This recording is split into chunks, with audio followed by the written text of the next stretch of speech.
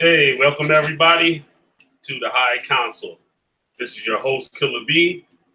Tonight, we're going to have our first episode. Our brother, Rabbi Lewis. Today, he's going to talk about Muhammad in the Bible. I've seen him doing debates around on YouTube and Facebook, like G-Man and Chris Harris. They had a discussion. I believe there's another debate we did too. Well, tonight he's gonna have a presentation for us, and we can start with we can end it with some questions, and we're gonna talk about his new book. He has a new book out there. I find it's pretty controversial, probably. So that's gonna be a treat at the end, and I don't know, stick around for that. And Chris Harris coming in, I guess, on the questioning, and brother Heru should be joining us later on. But I'm gonna try to hold it down until we get here. Rabbi Lewis, can you hear me? Yeah, I can hear you. All right. See. Yeah. Okay, cool. Yeah, thanks for coming on the show. That's pretty cool that this is our first guest on the High Council. So,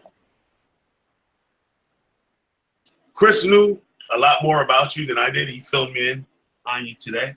I know it was like a spur of the moment thing to get you on here. Chris had more knowledge on your background and stuff. I got a chance to talk to you last night for a little bit. So just so the audience and stuff will know, systems and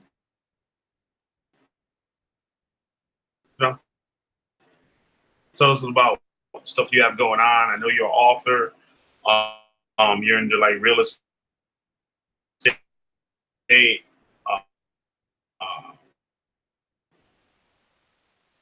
stocks and stuff like that. And you also have a personal business.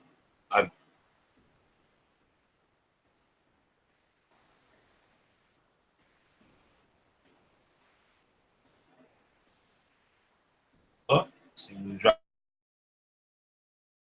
out. Probably be back in a sec. Sorry about that.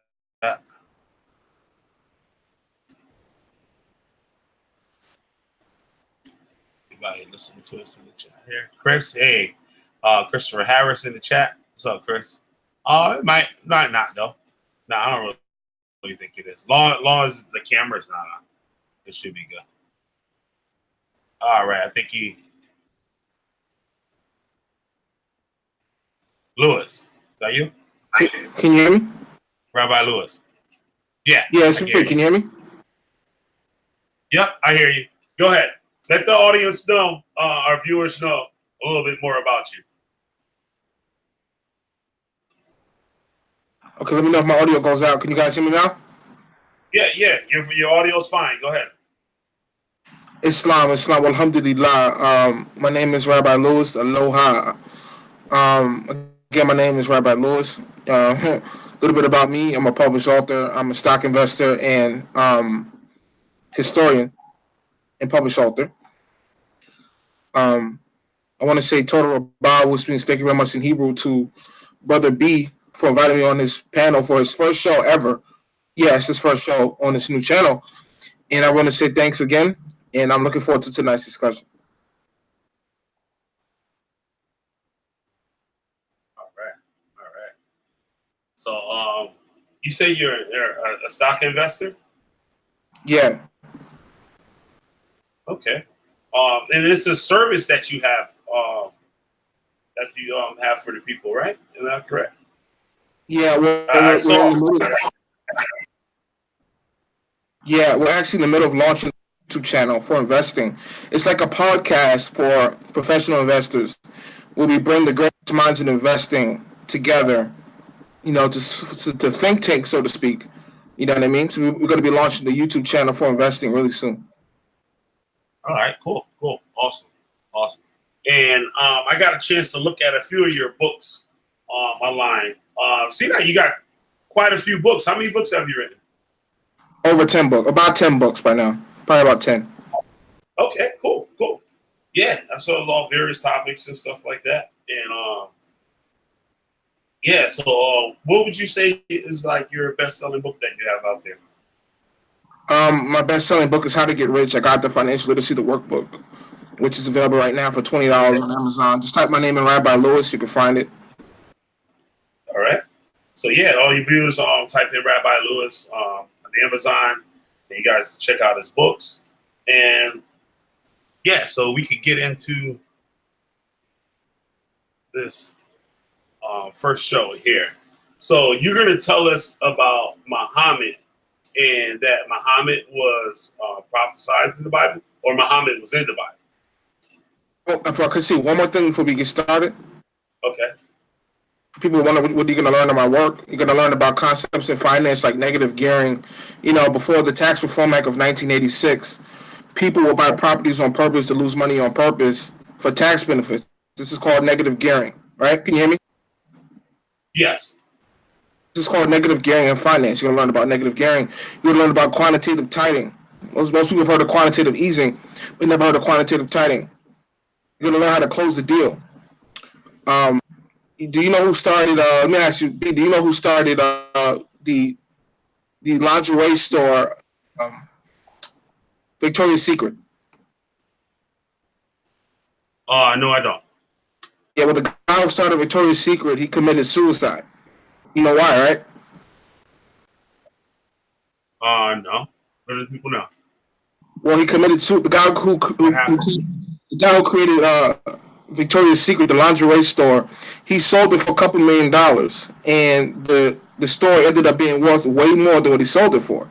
So he was so depressed about selling the Victoria's Secret, the rights to the store, so cheap that he committed suicide because the store ended up becoming a $1 billion market, but he only sold it for a couple $1 million, and he was so upset he committed suicide because he didn't know how to close the deal properly. So in my book, you're gonna learn how to close a deal, how to close the deals properly. Wow. All right, that's interesting. That's very interesting. I too have been a victim of that in the past.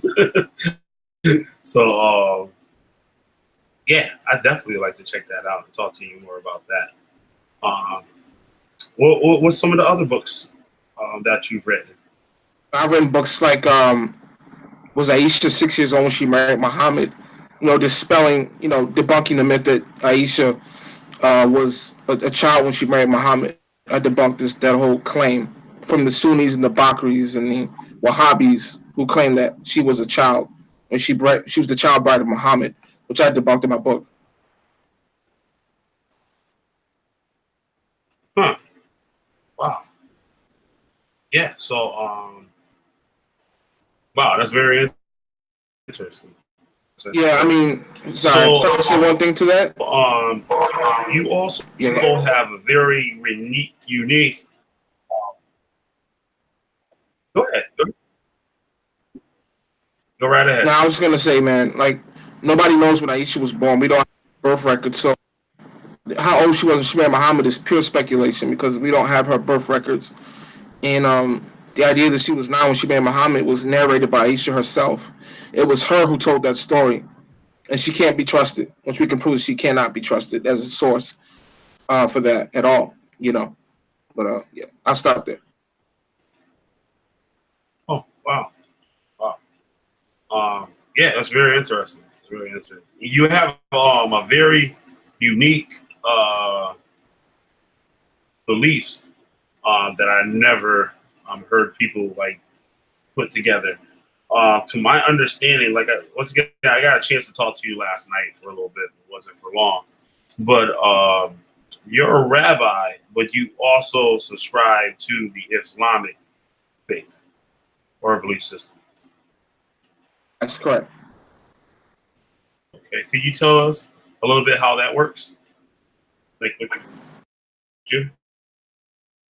You know, there's some people and stuff would look at it and like, hey, like, you know what I mean? They wouldn't quite understand it. So just to let the people know and stuff, like how, you know what I mean, how does that come about? Or how did you come across or discover like this belief system? Because I've never heard of anybody else ever embracing.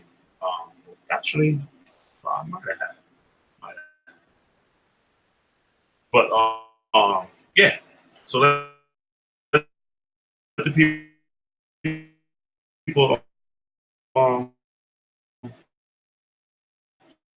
if you can, like to share that with us. Yeah, I've heard Orthodox rabbis You hear call me? it. Yeah, can you hear me? Yes. Okay, great. Yes. Yeah. Yes. Okay, great. Hopefully, you guys can hear me. Can you hear me now? Yes. Loud and clear. Okay, great. Yeah, I I mean, hear you. yeah, like if you ever look at you know what a now sheet is, right? No, A I now don't. sheet is like a song, like a song, right? Like if you look in the comment section of Okay. yeah, if you look in the comment section of Islamic songs called now sheets, you'll see people from who are like Hindus or Christians saying, we don't know Arabic, but this is interesting. You know what I mean? And that's kind of how I got started. It just sounded interesting to me. And it was a catalyst for me studying. You see what I'm saying? So the songs just sounded interesting, and it was a catalyst for me to start studying Arabic because it sounded interesting. You see what I'm saying?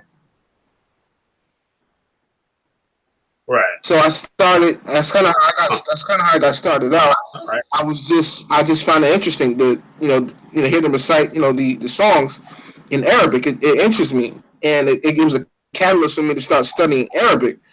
You know what I mean? That was kind of like opening the door to me becoming a Muslim. Just enjoying Islamic nasheeds. Like you see people who are Hindus and Christians saying, "This just sounds interesting," even though we're not Muslims, and that's kind of how I got started. Right. Okay. All right. Awesome. So yeah, let's get into this. You talking about Muhammad in the Bible. Um, so yeah, whenever you're ready and stuff, I believe you could probably share your screen too if you wanted to show us anything that you had on deck. If you wanted to present anything to us. Um, yeah, take it away, dude. Yeah, so my book is called African Origins of the Jew and the Muslim and the Holy Prophets. One of my best sellers, right? I debunk Robert Spencer. Spencer is an anti-Islamic scholar who says that Muhammad didn't exist, and he says he uses this argument, this French argument that Muhammad didn't exist because during the Umayyad Caliphate there were no minted coins. The Muslims didn't mint their own coins in the Umayyad Caliphate, right? Can you hear me? Can you hear Yes. me? Yeah, so Robert Spencer claims Yes. that that Islam didn't exist because the Umayyad Caliphate didn't make their own coins, which is total nonsense.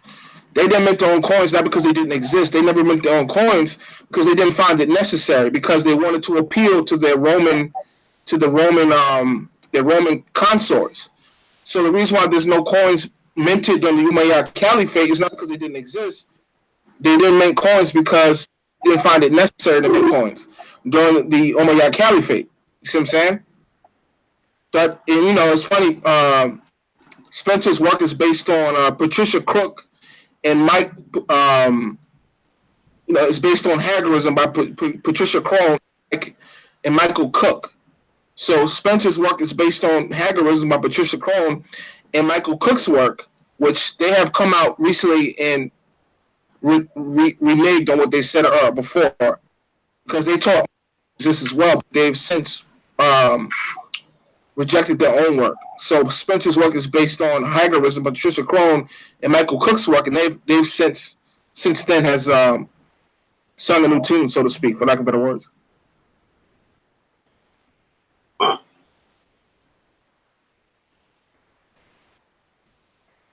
All right. Wow, that's interesting. Okay. You still there? Yeah. Okay. Yeah, go ahead.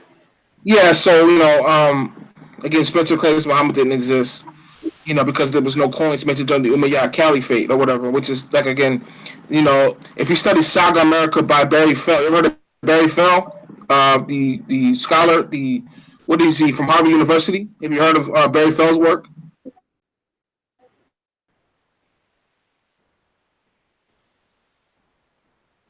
I'm not You there? sure. I'm not sure.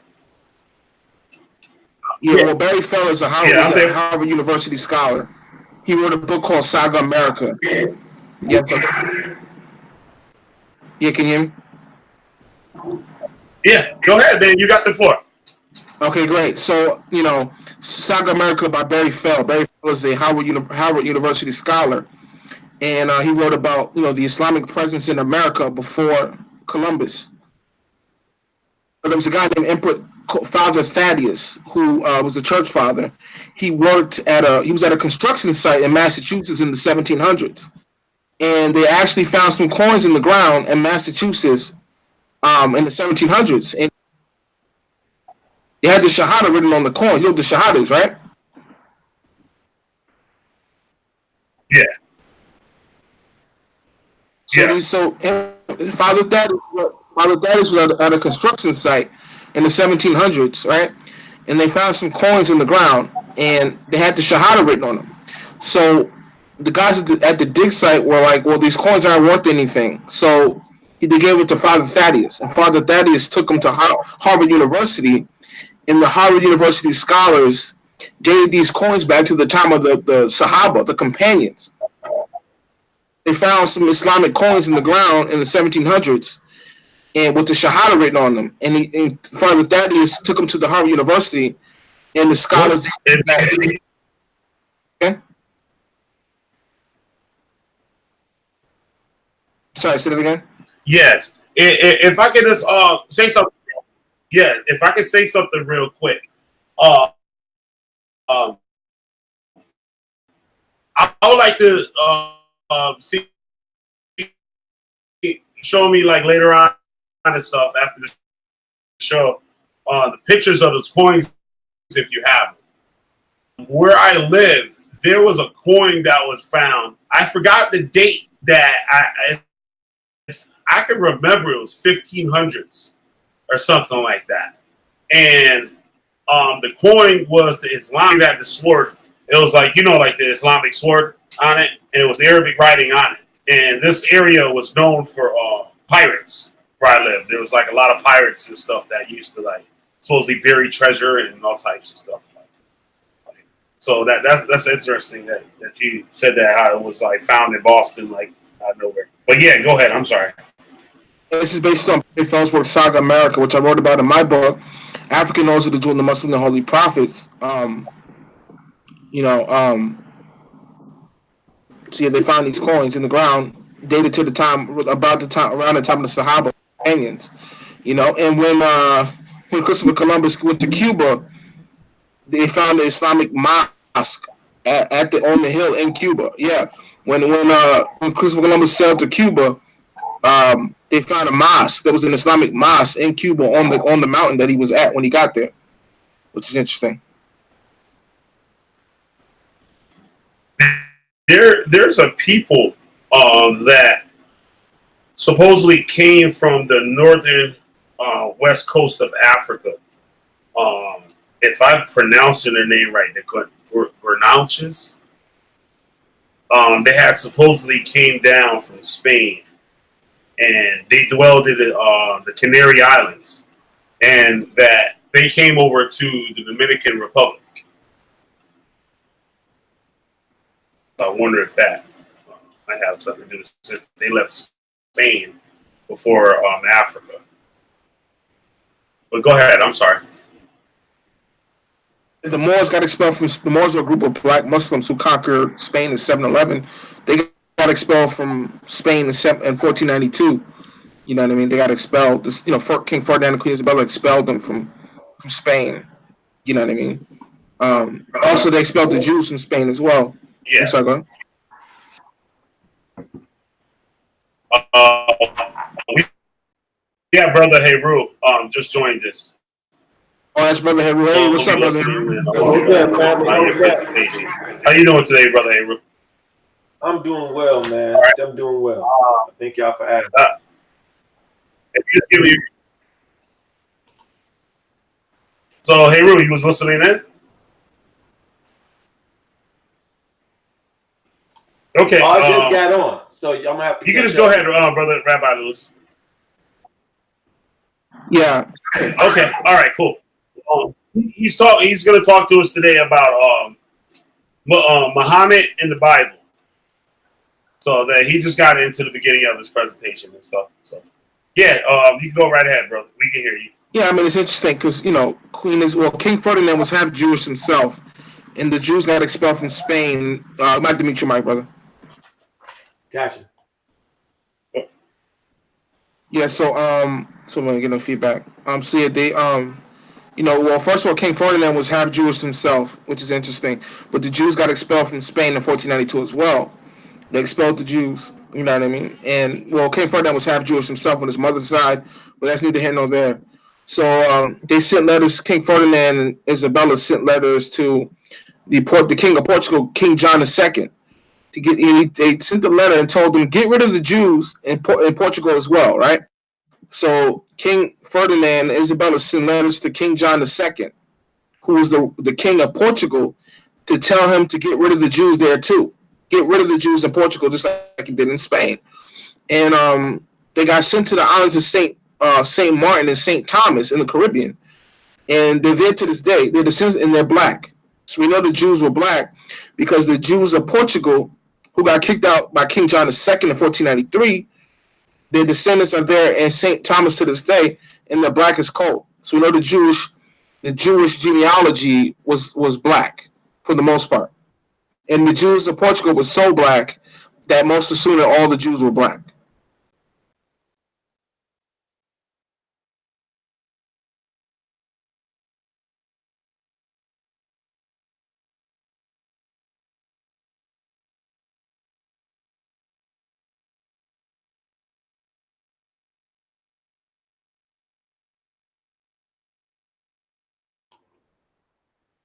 Hello, everybody there?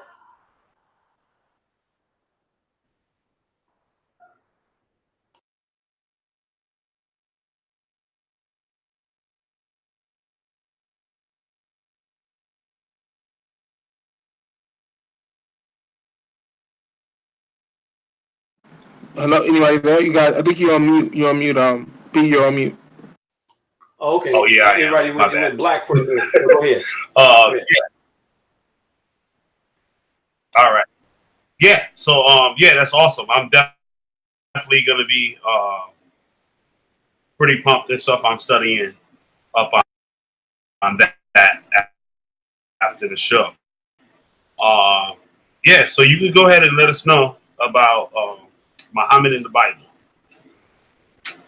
Yeah, definitely. Again, King John II, King Ferdinand, and Queen Isabella sent letters to King John II of Portugal, who's the king of Portugal, to tell him to get rid of the Jews there as well, expel the Jews from Portugal as well.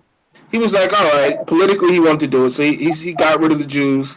He sent them to the island of St. Thomas and St. Martin in the Caribbean, and their descendants are there to this day, and they're black as coal. So we know the great deal of the Jews were black. That's proof. About the Muhammad, how do you tie this in with Muhammad being in the Bible? Well, first, let's prove Muhammad existed.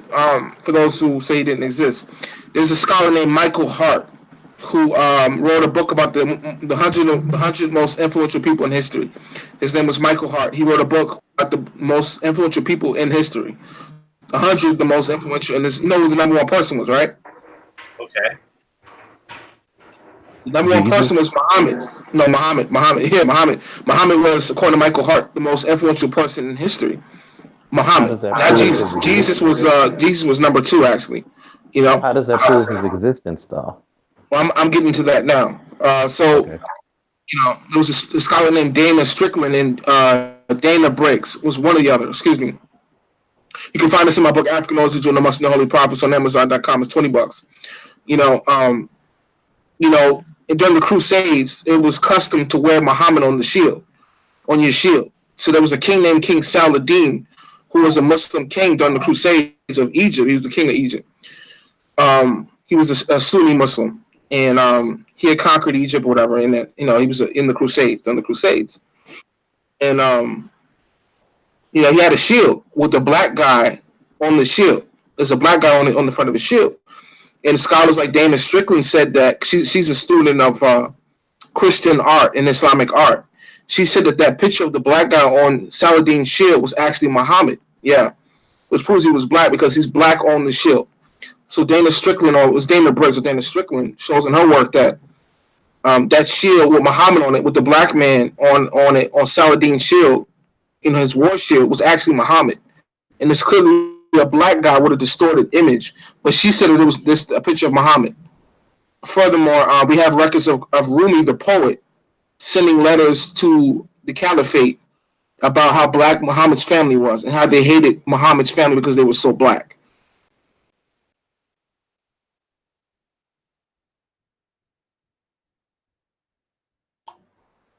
If you can repeat that, brother, who were those letters by? Wait, what letters? I'm sorry, what?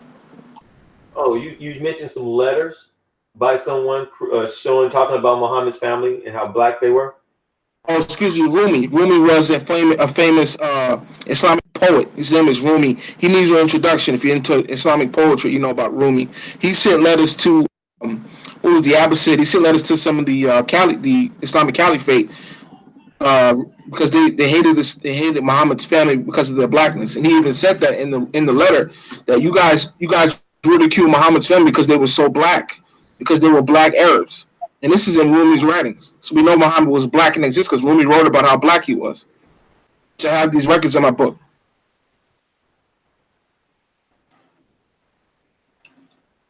All right. I hear you say it, but where does it tie in with the Bible, with Muhammad being in the Bible? Right, definitely. So if you read, there was an Islamic scholar named Ahmad Didat who trained Zakir Naik. If you know anything about Islam, you know about Zakir Naik and Ahmad Didat. Go ahead.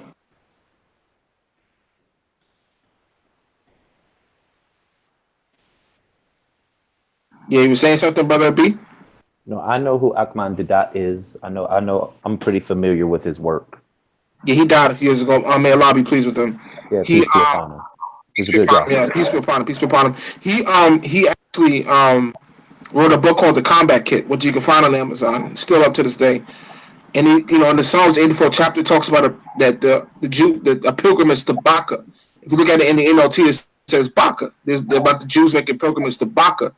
Well, Baka is another way to say Mecca. And it even mentions a well that will be at Baka. Now, Ahmad Didat proved in his book, The Combat Kit, that Baka is Mecca, is another way to say Mecca. Mecca is where the cobblestone is to this day, the Qibla.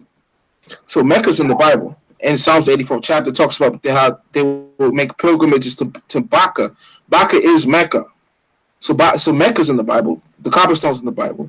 And it even mentions a well at Baka. No, that's talking about the Zamzam well. The Zamzam well is a very famous that's in Mecca to this day that the Muhammad used to go to. It was called the Zamzam well. So the Bible talks about Mecca. They call it Baka, but Baka is Mecca. And it talks about a well, the Zamzam well, right there. So Mecca and Baka is in the Bible. It says Baka, but Baka is another way to say Mecca. And this is according to the scholar Ahmad Didat in the Combat Kit.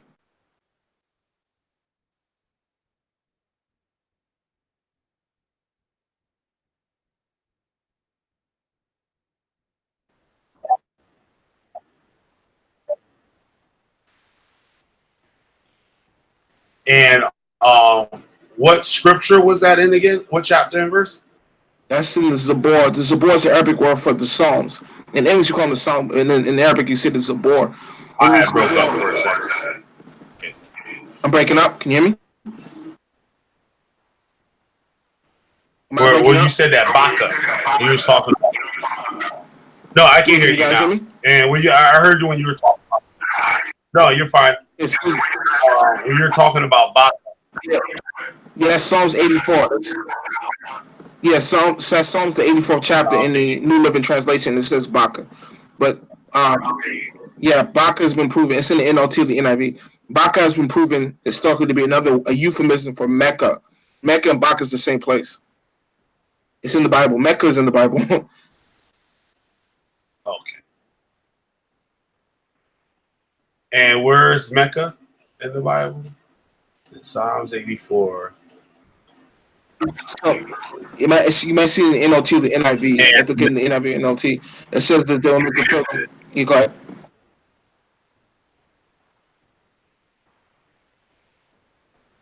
What was it again for Mecca? What chapter? What book? Yeah, Psalms 84 in the Zabur. What book was it for Mecca?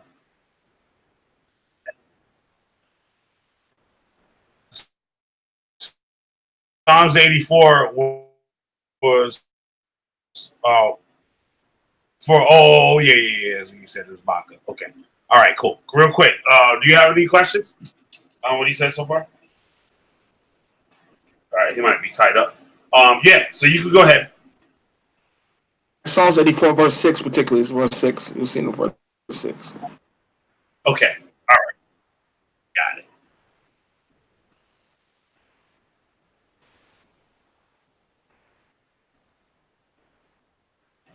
Okay.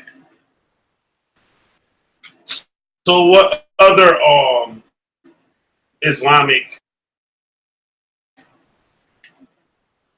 things you can tell that up here in the Bible? Any in the New Testament? Well, yeah, I mean, yeah, can you hear me? Can you hear me? Yeah, can you hear me? Yes. Yeah, yeah, definitely, yes. Yes. Isaiah the 42nd Yes, I chapter, hear the you. scriptures talk about Hashem said he would raise up a prophet in Isaiah 42 that Medina, that Kedar and Salah would rejoice over. If you look up Salah, actually Salah is Hebrew for Medina. Yeah, the word Salah actually means Medina. Now there's a Salah in Petra, but there's also Salah in Medina. You know, this in context is talking about Salah in Medina, not in Petra, because it also mentions Kedar. Kedar is in Arabia. So Isaiah 42 talks about a prophet that God will raise up. That Salah and Kedar will rejoice over, which that's in Saudi Arabia and Mecca. Who fulfilled that historically but Muhammad? Muhammad fulfilled Isaiah 42 as well.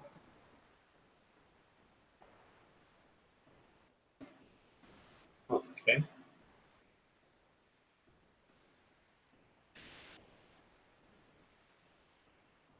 Okay, I got that. Brother Heru, you still there?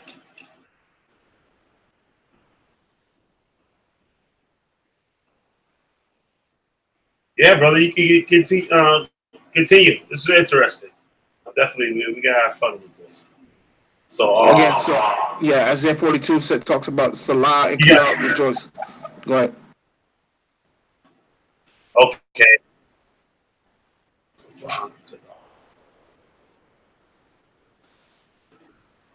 How about the New Testament?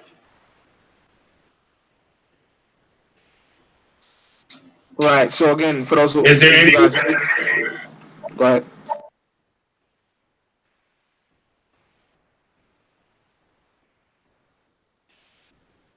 I hear you. Yeah. Okay. Yeah. Again, so that's Isaiah 42. Salam and Kedar rejoice over a prophet that God will raise up. Salah is in Medina, in Mecca, and Kedar is in Saudi Arabia. That who also felt that historically but Muhammad, that Arabia rejoiced over as a prophet that God will raise up. Clearly, Muhammad.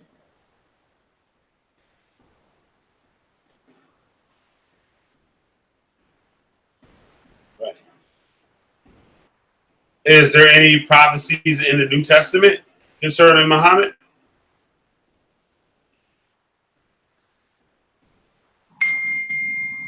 Yeah, definitely. It was a New Testament book called the Gospel of Barnabas. I think I talked about this before. That prophesied Muhammad. I mean, in the Gospel of Barnabas, which is taken out of the Bible at the Council of Nicaea, talked about Jesus said that out of his own, said actually in the Gospel of Barnabas that he was not the Messiah. And then the disciples asked him, well, if you're not the Messiah, who's the Messiah and what's his name? And Jesus told them in English, he said his blessed name is Muhammad. So in the Gospel of Barnabas, which was taken out of the New Testament that we have today, actually prophesies the coming of Muhammad. Jesus himself prophesied the coming of Muhammad. He said, I'm not the Messiah, but the Messiah will come after me, and his blessed beloved name will be Muhammad. So Muhammad's in the New Testament in the Gospel of Barnabas.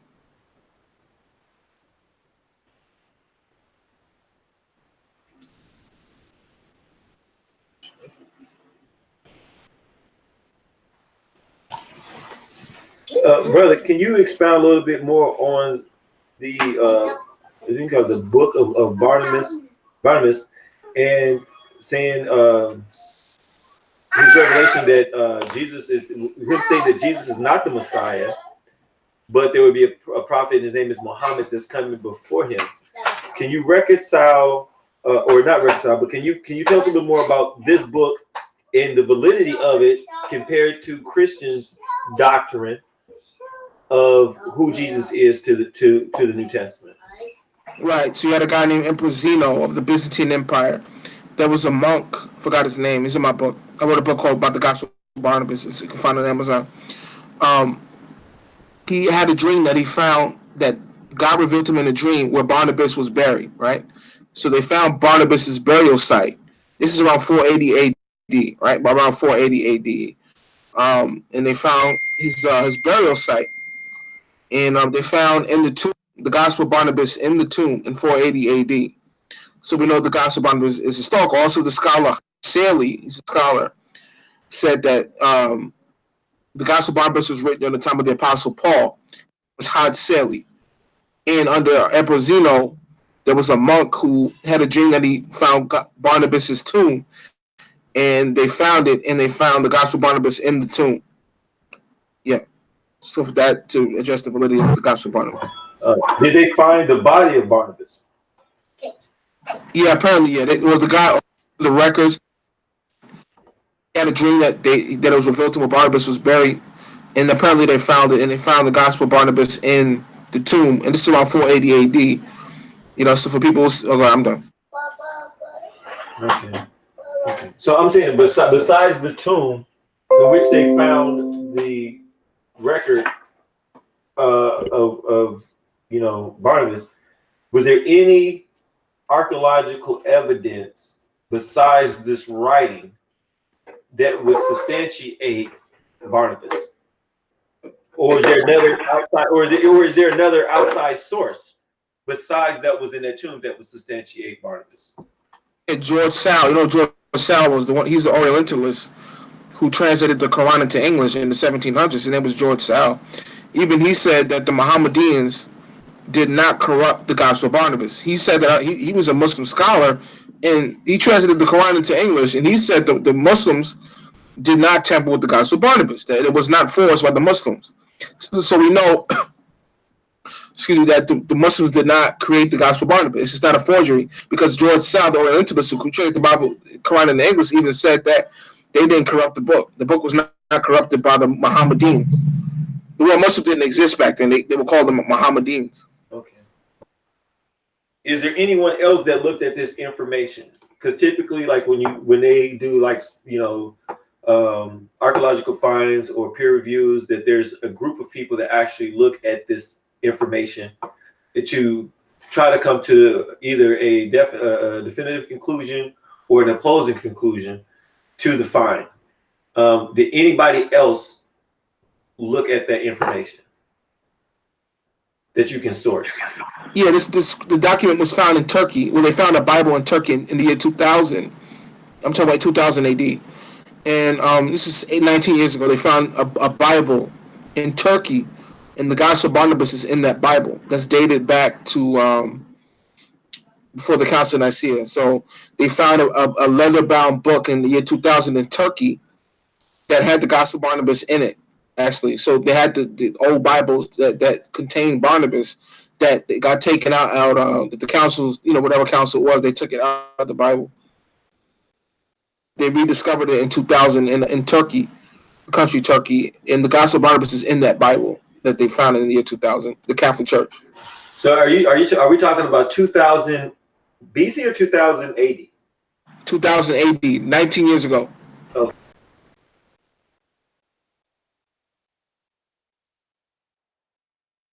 You're on mute. Oh, yeah, I was just just getting some clarification on the Gospels of Barnabas compared to the validity of what other leading sources would you have for the Gospels. Based on these Gospels, what would be your overall premise to Christians as far as in because I know that Muslims do not believe in Jesus, but they don't believe that he is the prophet. And how, besides that book, or is it only that book that substantiate your claim that he is the last prophet, that Muhammad is the last prophet, compared to them saying that Jesus was the last Messiah? I mean, even in Barnabas, I think those questions will probably be best for the halls of Muhammad. Do you think? All right. Okay. What I'm trying to do is I just want him to expound on. I'm trying to get, I'm trying to get some clarity as far as in his position, Christian versus, Muslim. Yeah. And you know what I'm saying? So like, what is your stance on that? Because I see the evidence that you're providing, but I would like, if you can, be more intentful in what you're expounding. You know what I'm saying? Because it's kind of vague. Expound, definitely. Exactly what. And the people that are, what you saying? Yeah, like for the viewers too that aren't really know about the Gospels of Barnabas and stuff like that, and you just like real quick explain that to them, or just go ahead, finish me off where you left off. Yeah, so they found a Bible in the year 2000 in Turkey. It was a leather-bound Bible that had the Gospel of Barnabas inside of it, which the Catholic Church founded in the year 2000. This Bible with the Barnabas in it, and Barnabas, Jesus cried. He literally cried, and he said, in English, he said, "Cursed be anyone who think that I'm God, who calls me God, who perceives me as a God." So he cried in Barnabas, and he cursed. He said, "Cursed be anyone."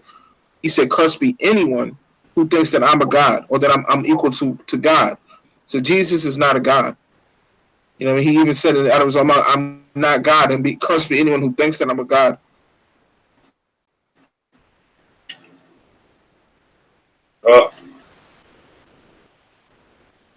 Okay.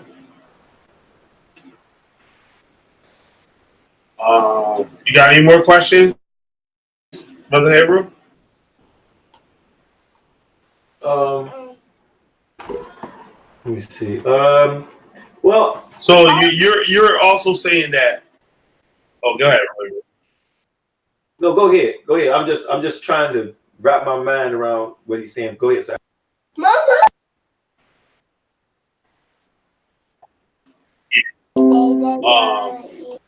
With Muhammad, how do the virgin birth fit in anything? I know a lot of Muslims say the Bible has changed.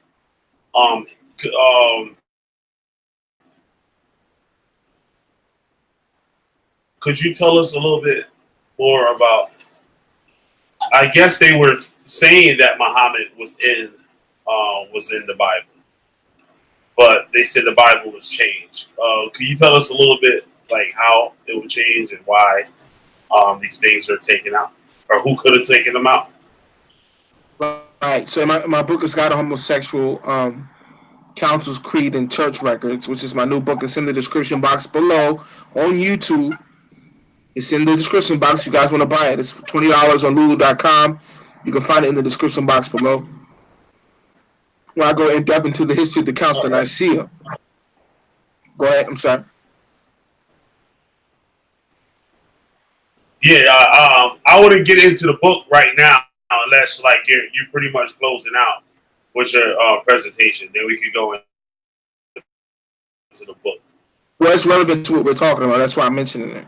If there's something out of the book, like, know what I mean, to help explain it and stuff. Exactly. That's Okay. All right. Go ahead. I wrote about the council. I would say don't let too much out of the bag.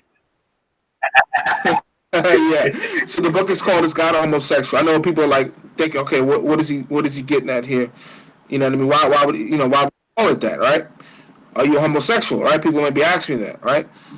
So in my book, "Is God a Homosexual?" Councils, Creed, and Church Records, which is in the description box below. You can find it for $20. I wrote about the history of the Council of Nicaea. You know what the Council of Nicaea was, right?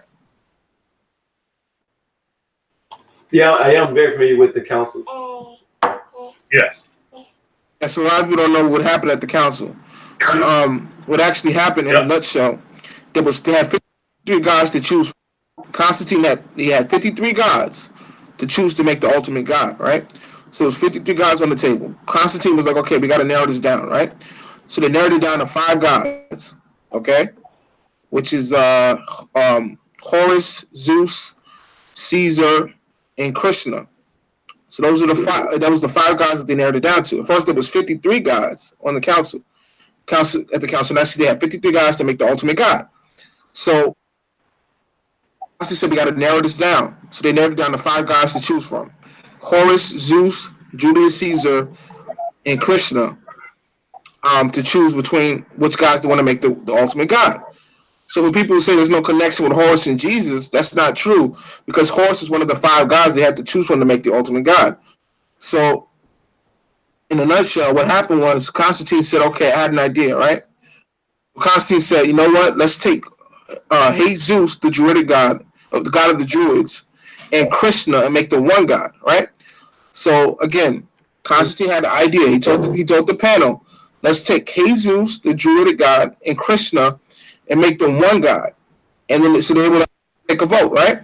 So they took a vote, and it came back in favor of Constantine's idea to make 2 gods one god. Jesus and Krishna, the same god. So Jesus, Krishna is where you get your name Jesus Christ from. Jesus Christ is a combination of the Druidic god Jesus and Krishna. And this is an historical fact at the Council of Nicaea. So Constantine said he wanted to make 2 gods one god, Jesus and Krishna. And he did that because he had to appeal to his British background, because he was from Britain, and some of his consorts. So yeah, that's actually what happened at the Council of Nicaea. You can find this in my book. It's got homosexual council creeds and church records, the whole records, and the proof on this.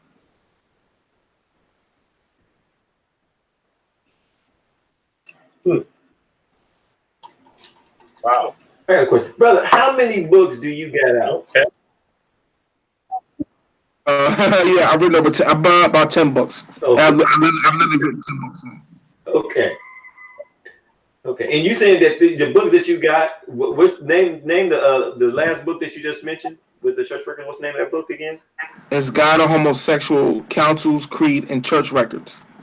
Is God a homosexual? It's God a Homosexual, Councils, Creed, and Church Records. It's in the description box. It's in the description box below on YouTube. Just click the link and it'll take you to the book. Man, you have people after you writing that damn book. I guess we got the book part now. Yeah. So, I don't know if you can tell us now and stuff, but are you saying God is a homosexual in the book? Or the guy you're talking about is the God of the Bible, am I correct? Correct. Okay. All right. Could you tell us now if he is he ain't a homosexual? I have to read the book for that. But the point is, before we get into that, again, there was 53 gods at the Council of Nicaea. There was 53 gods. Was 53 gods at the Council of Nicaea. 53. They had to choose one. Can you hear me? Yeah. Go ahead. There was 53 gods at the Council of Nicaea. They narrowed it down to 5 gods. Yeah. Krishna, Horus, Zeus, and Julius Caesar. Okay, Hey, so hold they on. married All right. 5 gods. One of the main gods that I see was Horus. Go ahead.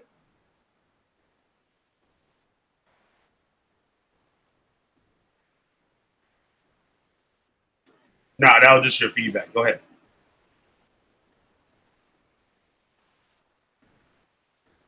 Yeah, so for people, apologists like Keith Thompson, Yeah. who said there's no connection with Horus and Jesus historically. Go ahead.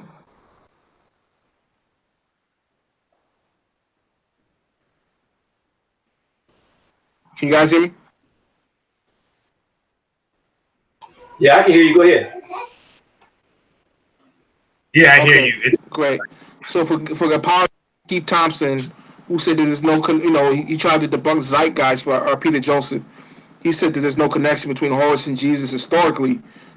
Culturally speaking, that's not true because Horus is one of the main gods at the Council of Nicaea that they had to choose from to make the one God. So Constantine said, I'm going to take 2 gods and make the one God. They took a vote and came back in favor of Constantine, and they turned Jesus Christ is a combination of Jesus and Krishna. These 2 gods melted into one God. And you can find this information in my book. It's got homosexual councils created in church records, where I go into the details on this history.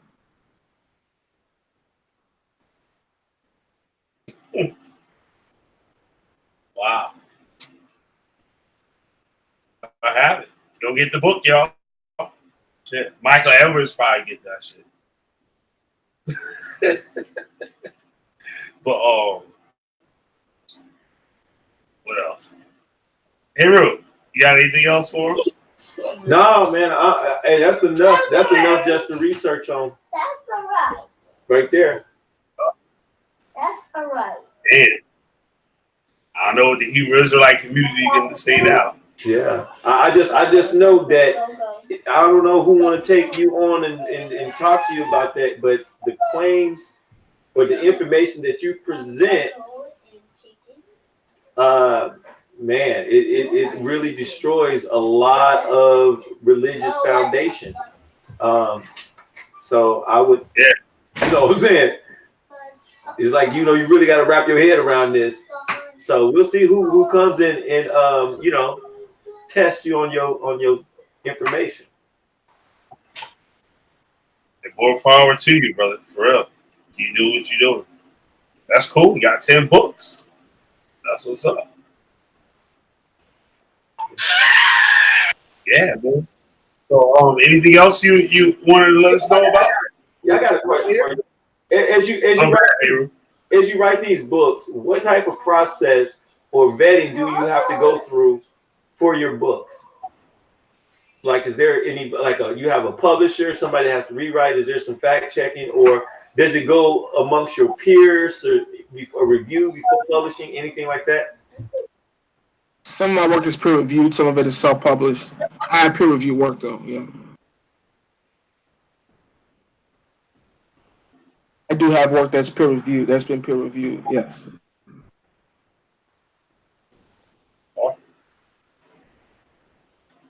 Okay. What Chris Harris got any questions? Let me check the chat. Maybe come in here.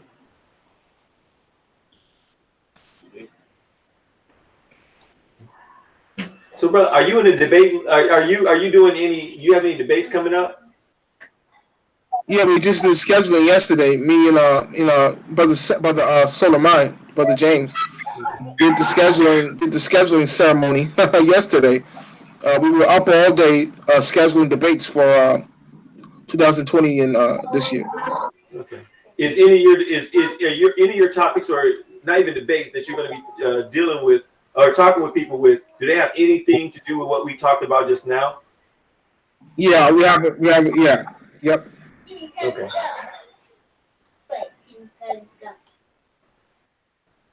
So yeah, again, you can find my work at Amazon.com. Just type in Rabbi Lewis, WIS. You can find my work.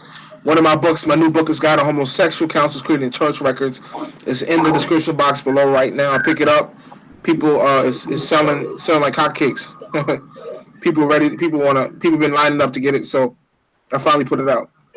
Oh, and if you tell me, I've heard of Barnabas, but not very much. And as far as in being a disciple or an apostle of Christ, I've never really heard of. Is there any background on Barnabas? Because I mean, we know how he met John, Paul, Luke, Matthew, even Judas, but I've never heard about how Barnabas comes into the mix of things. So, can you give any background on him? Yeah, he was from the tribe of Levi. He was a follower of Jesus. He had issues with Paul or Philip, I think it was. You know, all this information is in my other book. I wrote the gospel called the Gospel Barnabas, which is one of my so available on Amazon, which is a complete history lesson on the Gospel of Barnabas. For those who are interested about that.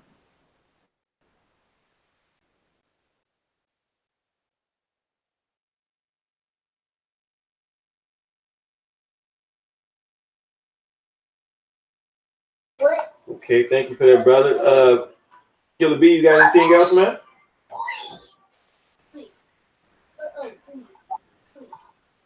Yep. That's about it, man. Thanks for coming on, man. It was a pleasure. Yeah, definitely myself. Definitely gonna enjoy it too. Researching a lot of the stuff that you talked about, especially with the translations and stuff. Like that could be in the scriptures, Medina. I definitely want to check that out. And yeah, and we hope to get you back on soon on the halls of my eye. Yeah, I'm sure Chris Harris will be there for that. Yeah, if I could say something before we go. Yep. Again, my name is Rabbi Lewis. Yeah, go ahead. My name is Rabbi Lewis. I want to say thanks again to Brother B, and Brother Haru for letting me on their first show. It's the first show they ever did on this channel. You can find me again. I'm a published author. I'm a stock investor. You want to learn about the stock market, check my work out. And look forward to the new YouTube channel we're going to be launching for podcast. The new podcast we're launching for stock investing and real estate investing.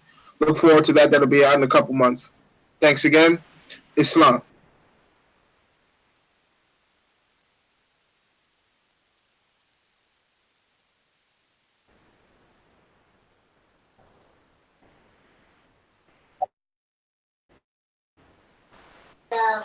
All right, brother. Thank you. Hey, Ru, what do you think? Sir. How do you think the first show went down? Man, I think the first show was pretty good. I think that the information that he presented. We still live. I say, how you think it went down? Oh, I think it went well. I think that the information he put out a lot of information that challenges a lot of views. I think that a lot of this stuff is going to require research, and there's going to be some questions. That once again, when we get to the halls of my we'll bring out at that time. Yeah, he did. So, you know what I'm saying? Like I said, we both looked at some of the information that he was presenting, and just from looking at it, it created a lot of questions, which I think he, was wanted. He wanted to develop dialogue about this information. So, I'm anxious to get to the work of digging in and seeing exactly what it is. Yeah, I saw that. Hey, Ru's right. Yeah, it's out the trailer. Like, yeah, what about this? Hold on, hey, Ru, hold on. You say that for the whole spot. Yeah, you didn't say that for the whole. Yeah, man. Yeah. Yep. See that for the whole. Yeah. Yep, for sure. Yeah, but so yeah, thanks everybody for tuning in. Killer B and Brother Hey Ru. But you got anything else to say, Brother Hey Ru? Where you go? Hey, Chris Harris jump out of here real quick. That's it. It's either scales of fire. Yep, that's how I go. That's how I gotta go, yo. That's how I gotta go. Yep. So yeah, if anybody else want to come on and do a presentation, just hit us up. Brother Heru on Facebook, Chris Harris, or you can just hit us up in the comment boards and stuff and get a hold of it. So yeah, thanks for tuning in. I'm Killer B, Brother Heru. Thanks again to Rabbi Lewis coming through. Make sure you guys go get that book. Is God a homosexual? I'm buying. All right, and we out. I'll go buy the damn book. Yeah. I sit here this whole goddamn time.